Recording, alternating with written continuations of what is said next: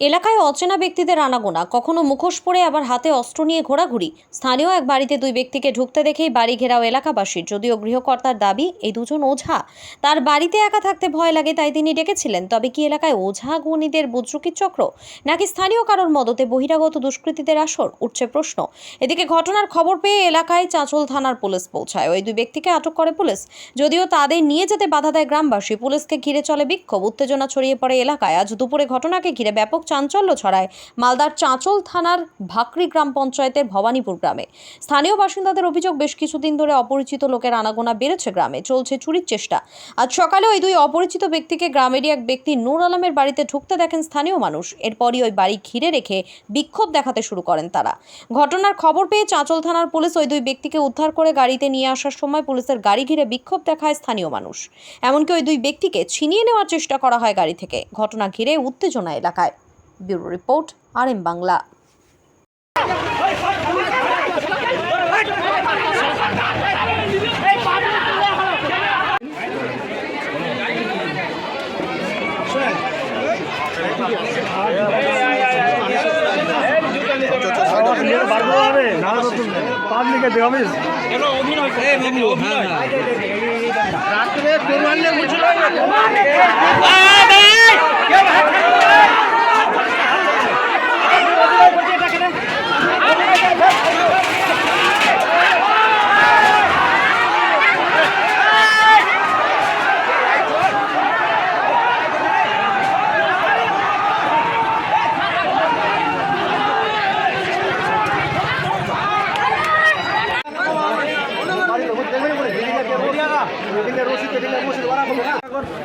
Side না তোরা, side না, এই সাইড না রে।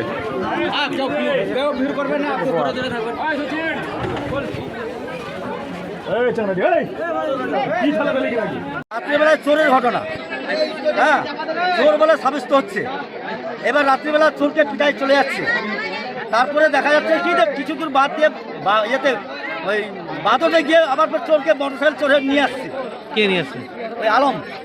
কারা এরা? কোথা থেকে এসছে? হ্যাঁ, কারা এসছে? কারা এরা? এরা কারা ছিল আমরা জানি না, কোথা থেকে এসছে না আসছে।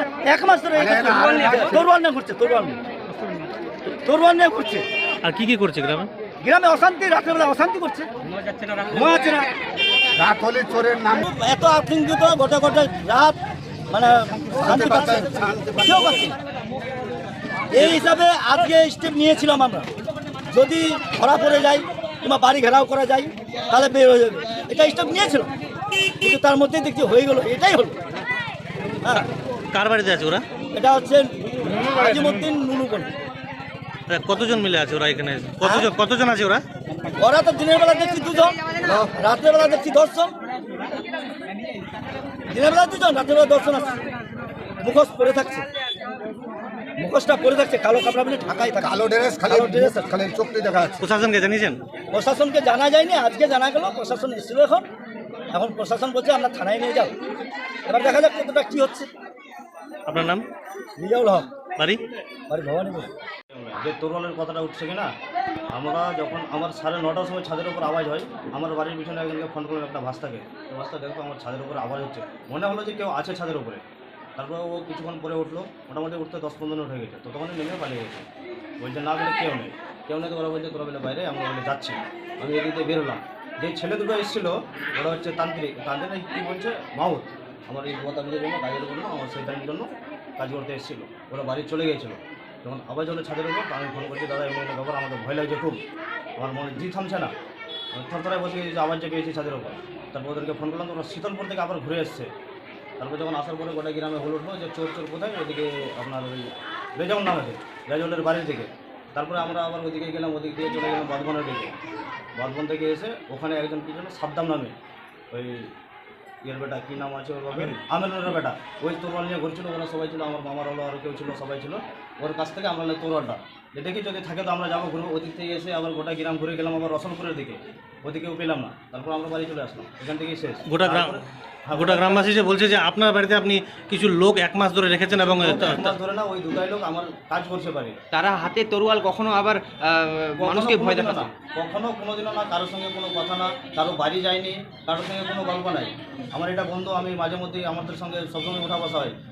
গ্রামবাসী তাহলে মিথ্যা অভিযোগ করেছে আপনার বিরুদ্ধে? মিথ্যাই অভিযোগ করছে গ্রামবাসী সবাই আমার উপরে, মানে আমার গ্রামবাসীর কথা হচ্ছে তো কোনো কাজ করছে না, কিছু করছে না, খাচ্ছে ঘুরছে বেড়াচ্ছে, এটাই অভিযোগ ওদের। আর এটা তো পুরোটা সাজেশন করা আছে, কারা সাজেশন করেছে, কারা করেছে, তার দুশ্মনী আছে আমার সঙ্গে, ওটা তো আর আমি জানি না কে করেছে।